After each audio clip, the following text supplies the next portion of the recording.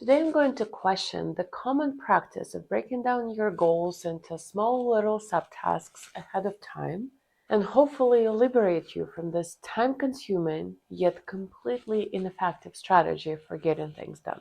And at the end, I'll show you what I've been doing instead to make progress on my goals every single month.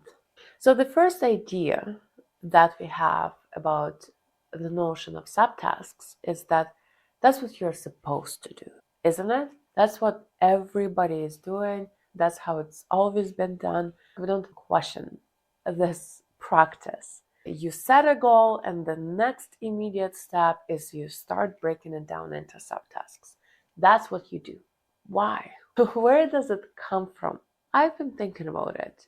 And my hypothesis is that it comes from the corporate, very large scale S&P 500 or government organization type of environment where you work in proposals, quotes, where you do a lot of large scale planning ahead of time, where you need to approve large budgets, and in order to spend this amount of money, you have to have some sort of plan and justification for doing that. And in order to create a quote or a proposal, you have to break down your plan of execution. Very different scale from what we are dealing with. We are not asking for huge budgets and we don't have to justify anything. So there is no need for that. Another type of businesses that tend to rely on this very detailed planning system are the businesses that are doing some sort of copy-paste projects. For example, kitchen renovations, bathroom renovations, maybe an architectural firm that specializes in building houses. They've done these projects so many times before that they know what they're doing. They are experts at doing this one thing. So they're just copy pasting their method from one client to another. There is not a lot of uncertainty going on. They've done it hundreds of times before, so nothing is new for them. And in this case, of course, they can create this timeline, they can create the subtasks, they can pretty much give you a very good idea of what will need to get done, how long it will take, and how much it will cost. When we are dealing with our own projects, or even some of the work projects that are brand new, something that we've never done before. And that's, by the way, where the highest potential return on investment is. It's something that we've never done before. So there is not much copy pasting that we can do here. And as a result, it doesn't make any sense to borrow this business practice from businesses that are doing different things from us and then try to apply it to our own lives or to our own businesses or our own research projects. We are dealing with uncertainty, a lot of it. It's something that we've never done before. So if we prefer to look at businesses for inspiration, I invite you to find businesses and organizations that are building something new, that are dealing with a lot of uncertainty, that are dealing with large gaps in knowledge. Basically, anyone who is building something not new, something that hasn't existed before. And of course, the first category of companies that come to mind are tech startups. It's companies who are building new software, new technology. And what you'll find is that most of them use Agile. That's the framework for building software that is perfect for this levels of uncertainty and novelty. And that's why I think it's a perfect framework for dealing with personal projects and initiatives because we are facing the same level of uncertainty and gaps in knowledge. To sum up this first point, the idea that that's what you're supposed to do, that's what everyone is doing, that's simply not true. There's a certain subset of businesses or government organizations that tend to do this practice of breaking down goals into detailed subtasks and timelines. They have the reason for it, and oftentimes, because they're doing the same thing on repeat, they are good at this. There's nothing new going on. They're just repeating what they have done before. It does not apply to our situation. The second idea that we have when we start breaking down our goals into the subtasks is this illusion of a perfect plan. We all have this almost like this childish idea that we can create this perfect plan. And once we have it, we don't have to think anymore. We can turn off our brain, off we go, implement this beautiful plan. It's an illusion. The perfect plan does not exist. You have to figure things out as you go. Full stop. No exceptions. The perfect plan does not exist. Your brain will have to work every day. Every day you'll be faced with new circumstances, new information, so you'll have to work with it. There is no way you can turn off your brain. Another lie that we've been bought into is that it only takes a little bit of time to plan, but then it saves you so much time down the road. Okay, let's focus on the first part of the sentence. It only takes a little bit of time to plan. Does it? Does it really? No, seriously. When was the last time you sat down to plan something? Was it quick? Or did you start Googling things and fell off this rabbit hole and never came back? Seriously, a little time? Here's a little pet peeve of mine. So I've been teaching Agile for the last 4 years. I've helped a lot of people apply Agile to their own lives. And do you know what one word I now hate the most in my entire life? That's the word research. I freaking hate it. It drives me nuts when I hear it. People come to me and we sit down and we start talking about their dream project and what we can do in the first sprint to get closer to this dream project of theirs. We think that the first thing we should do is we need to do some research in order to create this perfect plan. And so, again, every third conversation of mine goes something like this. It's like, yeah, I want to do this new thing, be it launching a business, maybe launching a YouTube channel, or simply, I don't know, renovating something in their house. And then they say, but I don't know anything about this new endeavor because it's new. So I need to do some research. And probably the goal for my first sprint should be to do research so that I can create this perfect plan. And once I have that perfect plan, I can go and start doing the thing. When I was a new coach, I would go for it and I would say, yeah, it sounds like a good plan. And then I've seen what ends up happening after that. What ends up happening is that people start doing research and they become even more confused and overwhelmed than when they came to me. And instead of having clarity and having this plan, they just give up on this idea altogether because it seems so big, this research that they've done. At first, they thought that this idea was like this balloon. But the more research they did, the bigger the balloon became. And now they're so afraid of this huge balloon that they feel paralyzed and they don't even know what the first step should be because they have so much information about what they should do, what they can do, what potentially can go wrong, that they feel lost. So nowadays, when I feel the word research from my clients, I just say, no, let's just stop here.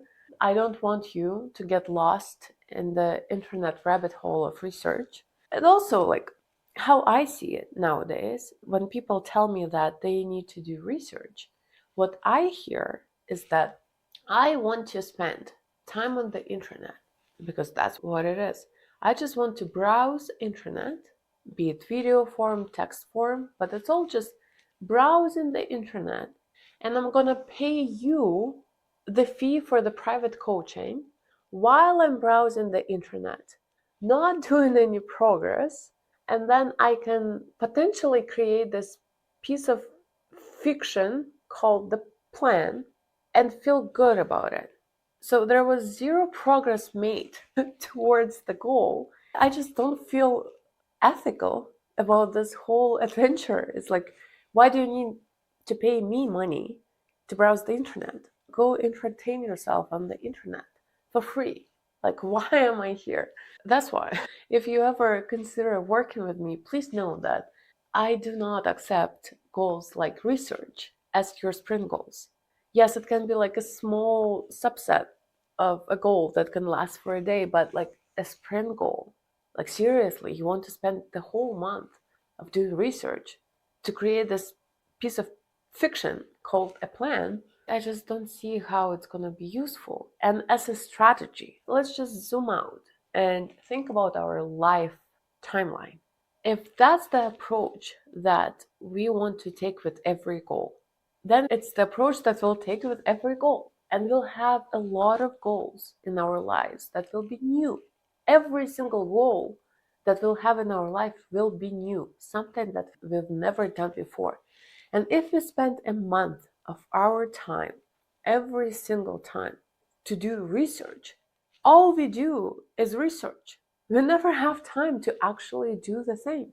It's like as a strategy, it's such a silly way of doing things. The idea that it will only take a little bit of time to create a plan for something that you've never done before, it's a joke. It will take a shit ton of time to create some sort of plan. But most likely, and I'm speaking from experience, you just lose people. You lose people on the internet in this rabbit hole of research. People get lost. Very few people come out of this rabbit hole and say, okay, here's what I'm gonna do. No. What ends up happening is that people say, I feel overwhelmed and confused. This is too difficult. I'm not gonna do it.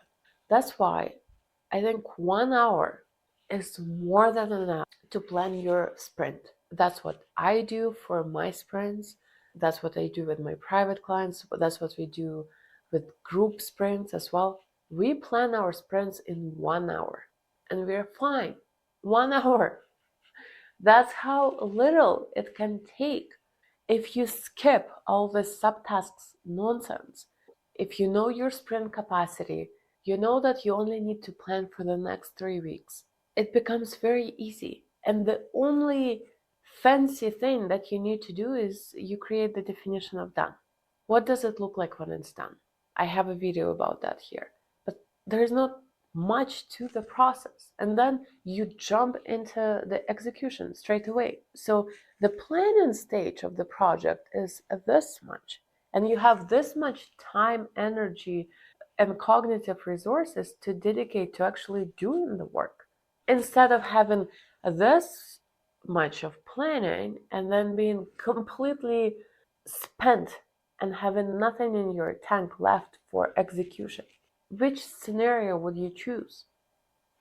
The fourth benefit of breaking down your goals into subtasks ahead of time is that it will help you accomplish your goal faster. And again, as I mentioned, I worked with hundreds of people by this point.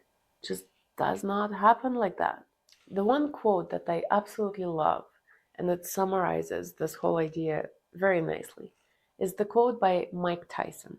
Everyone has a plan until they're punched in the mouth. And that's exactly what happens. Okay, assuming you've done your research, you created your plan, but again, the probability of that happening is very low to start with. But okay, let's assume that you're the 10% that survived the internet research rabbit hole. I can pretty much guarantee that you'll be punched in the mouth within the first week of executing this plan. First week, 100%. Something will go wrong. Factors outside of your control, factors inside of your control, something will break. Now, because we've invested so much time and energy in creating this beautiful plan, we are victims of a sunk cost problem. We are not willing to shift gears and adjust because so much was invested in this plan. And we start blaming ourselves. How come haven't I accounted for this thing? It's like, oh, my plan wasn't good enough. And you know what the worst advice that is often given in this scenario by all the productivity gurus out there is that next time when you sit down to plan your goals, you should account for all the obstacles that you might encounter. And I'm sitting there, it's kind of like blaming the victim. Like, yeah, you just haven't created a good enough plan. So next time, instead of spending 3 weeks of your time on creating this perfect plan, spend 12, because you need to account for all the potential things that can go wrong. So you'll have to create a list of subtasks for scenario A. Then you have to do the same amount of work for scenario B, C, D, E, and it's like, when do you have time to actually do the thing? If all you're doing is creating plans and then contingency plans and then contingency plans for those plans, it doesn't make any sense. You do not have time left to actually do the thing. The approach I'm going to give you at the end of this video is rooted in the idea that things will go wrong. That's kind of the foundational assumption of this approach. So that way, you don't have to spend hours building this contingency plans. You spend 1 hour on your sprint planning and you start executing. The system is built around the idea that things will go wrong and you'll have to adapt as you go. Stick with me, we're getting close. And the final idea I want to debunk is the idea that somehow having this detailed list will help us not feel overwhelmed. Again, our goals are usually something new, something we've never done before. There is a lot of uncertainty that causes anxiety, overwhelm, and these are not very comfortable emotions to deal with. And of course, we're looking for shortcuts to get rid of these negative emotions. And I think it's great that we do that. My definition of a good productivity system or productivity framework is that it reduces the perceived effort of doing a desired activity. You know how stock exchange and stock prices are based on people's expectations?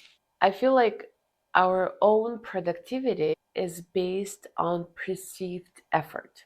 And our productivity system and framework should do everything in its power to reduce the perceived effort, perceived difficulty, perceived overwhelm. Doesn't mean it gets rid of it. I think it's impossible to get rid of these things because the important work is difficult, it's boring sometimes, it's overwhelming. But if we can reduce the perceived notion of it, that's good. And so we think that by having this detailed list of subtasks will help us get rid of overwhelm. And I want to use my Scrum board to show you how inaccurate this is. Let's go. We're in my home office slash guest bedroom. This is my Scrum board. I'm in the middle of my sprint. This is how it usually looks like. But let me use the sticky notes to illustrate visually why I think the approach of breaking down your goals into subtasks does the opposite of reducing overwhelm. Okay, so let me just move some things around. Let's say you decide that you want to pursue this 5 goals for the next month or 2, and now you want to break it down into subtasks. Let's say you went into the research rabbit hole on the internet, did not get lost there, came back, and now you are ready to create your subtasks. So what you would do is you would put some smaller sticky notes in here, subtasks, and those are substantial goals, not some simple ones, because hey, we are sophisticated people. Simple does not excite us.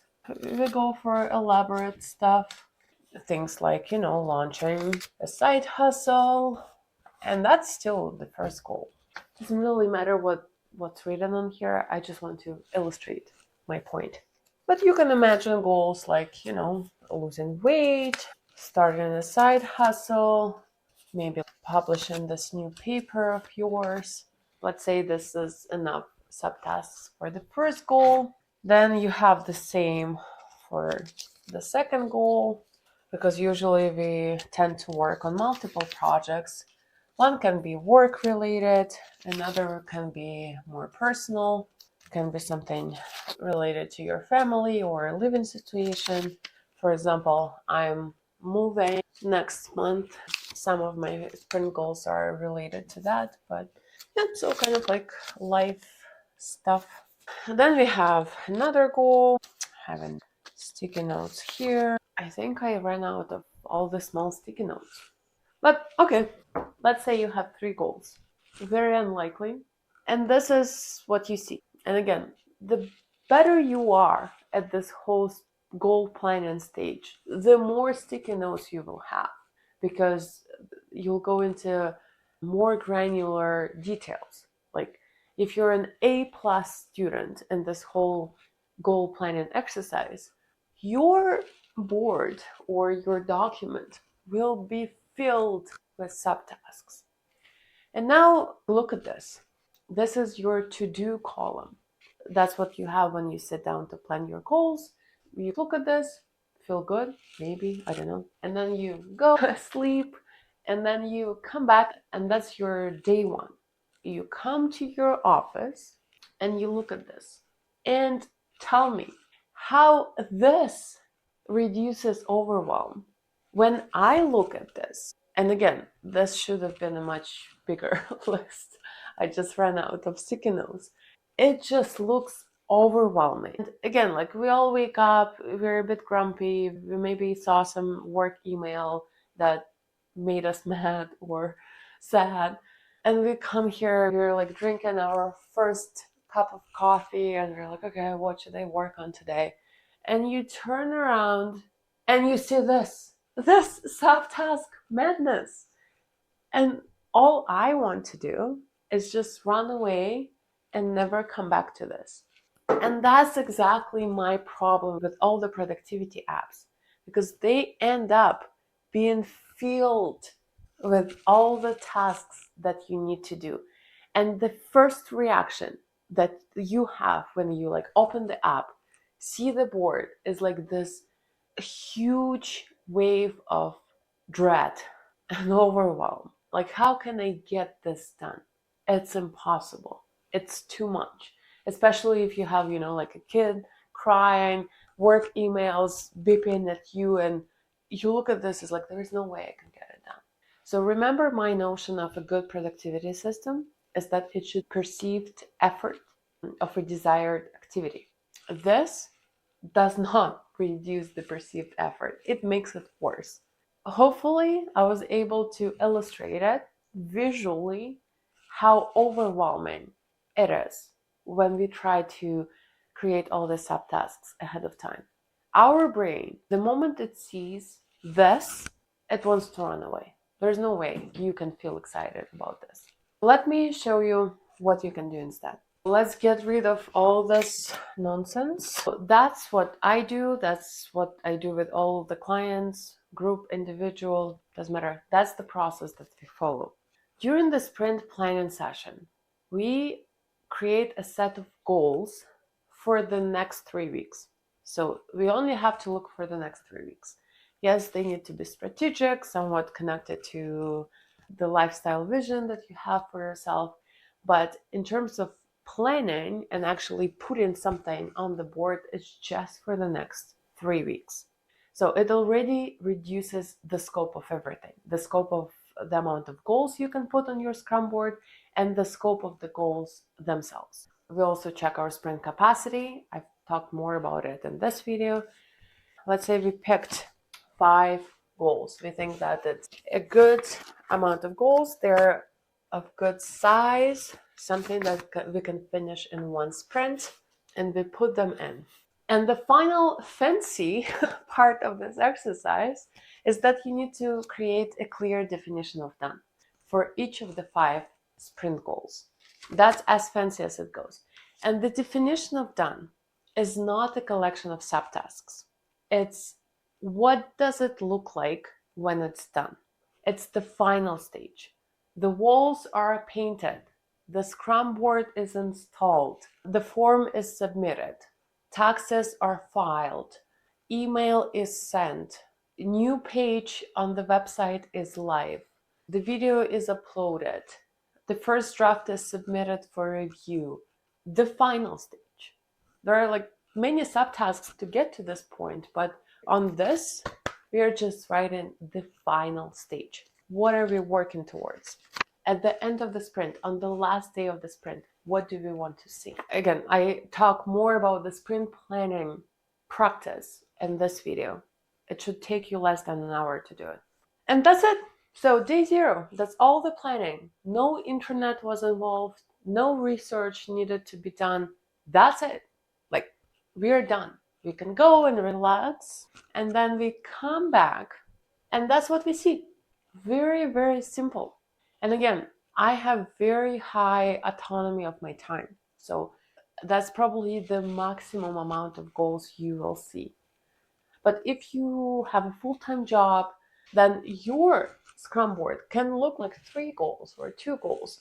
I just have my work goals, like my business goals, and here are my personal goals. That's probably the maximum you will see. But for me, it's very fresh, very minimalistic, doesn't overwhelm me.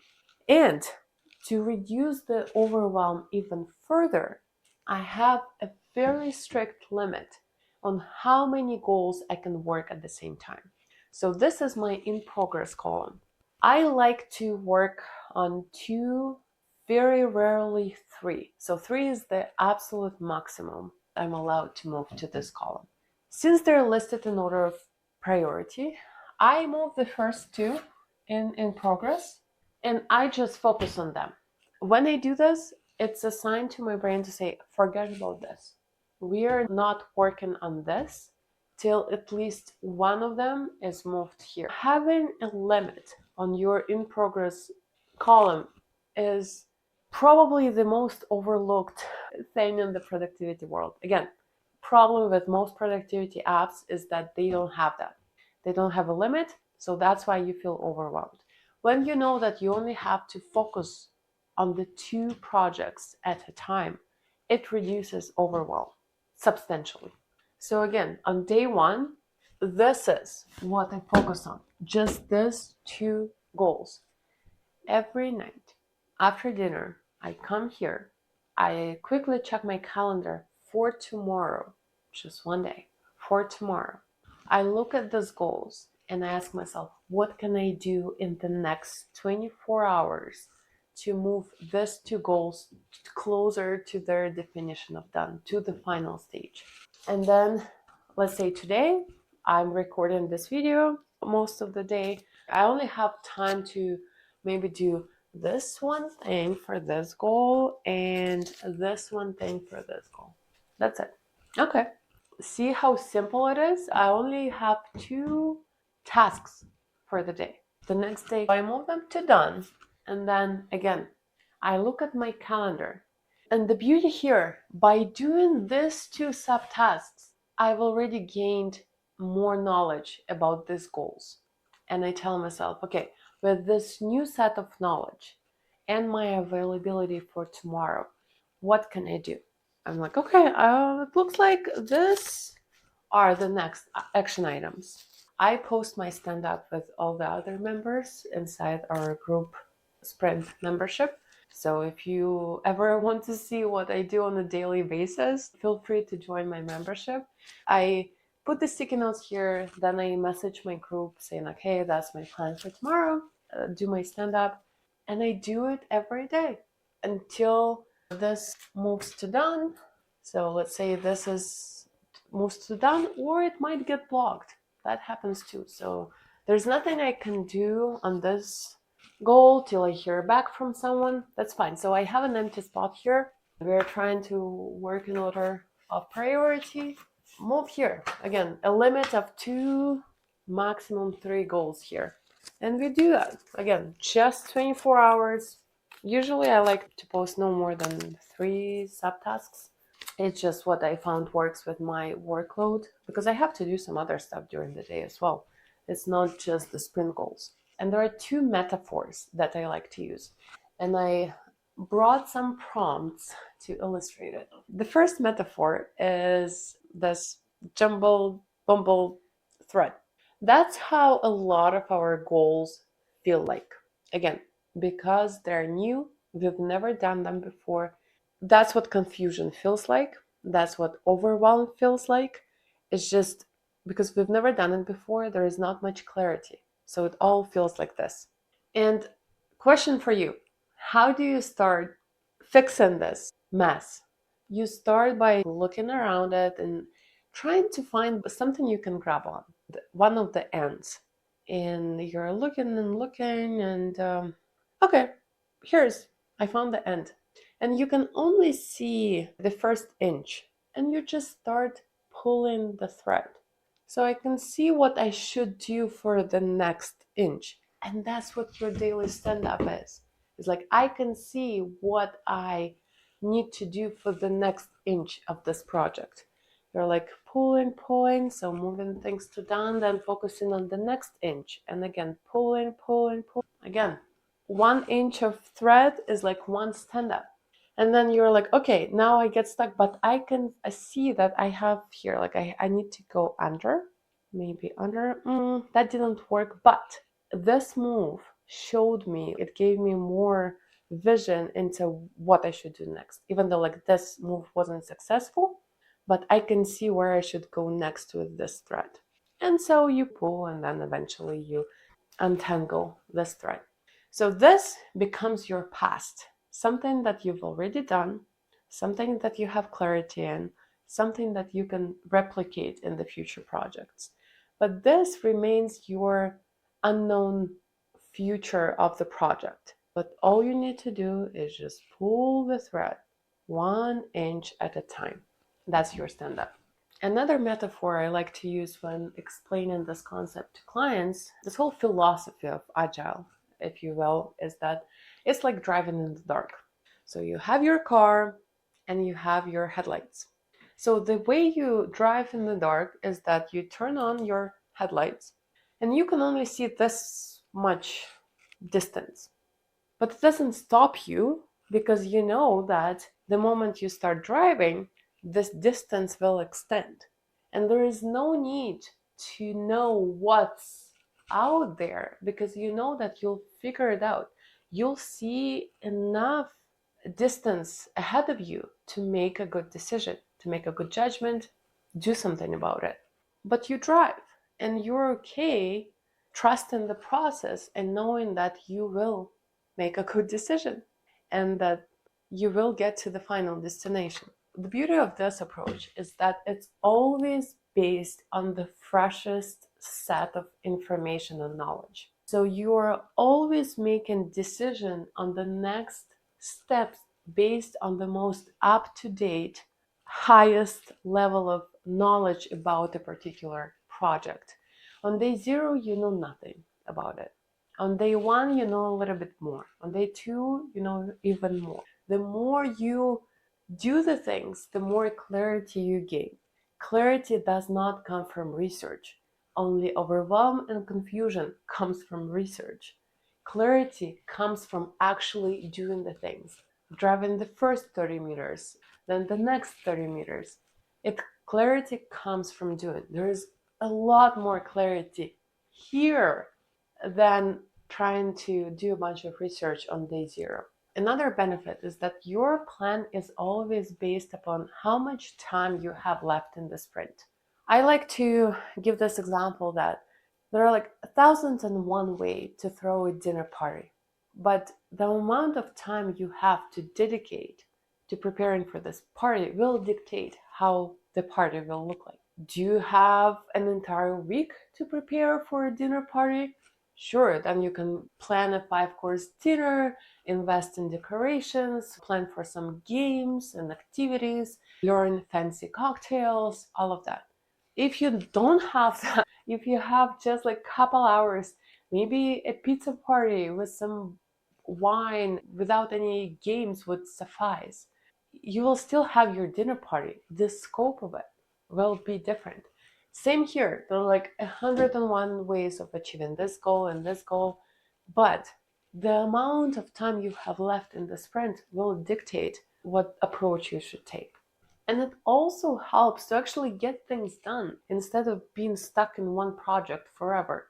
You have a deadline, and the goal is to move everything done here. Maybe it's not going to be as pretty, as fancy, as perfect as you wished it was, but it will be done. You can improve on it later, but it will be done. And my favorite part about this approach is that it generates the most creative solutions you can ever come up with. In the traditional goal setting, when you are asked to break things down into subtasks on day 0, you do your research and your plan is so average, so predictable, so basic and uninspiring. But here, when you have 2 weeks left and something unexpected comes up, or when you learn new information and now you need to generate what to do next, that's when creativity happens. When you ask yourself, how can I get it done by the end of the sprint? How can I finish it in the next 3 days? What can I do with my budget? That's where a lot of creativity happens. Every sprint, I'm amazed with what I end up doing, because I would never have predicted that where it would take me. Because again, I had zero information about the project here, but once I start doing it, things work in miraculous ways, and it's really interesting and creative to be doing projects this way. To recap, breaking things down into subtasks ahead of time before you even start executing on your goals is the most time-consuming, uncreative, maddening thing you can do for personal goals. And even if you manage a small company and you're trying to do something new, same thing. Not the most effective way to spend your time. Instead, I recommend spending no more than 1 hour to plan your sprint, and then only focus on 24 hours in terms of subtasks. So subtasks are only for the next 24 hours, and they are based on your most up-to-date knowledge about the project and your capacity for the next day. Again, every day you look at the definition of done and you say, knowing what I know today, what should I be doing next to move to this definition of done as soon as possible? Okay, let's put an end to the subtask madness.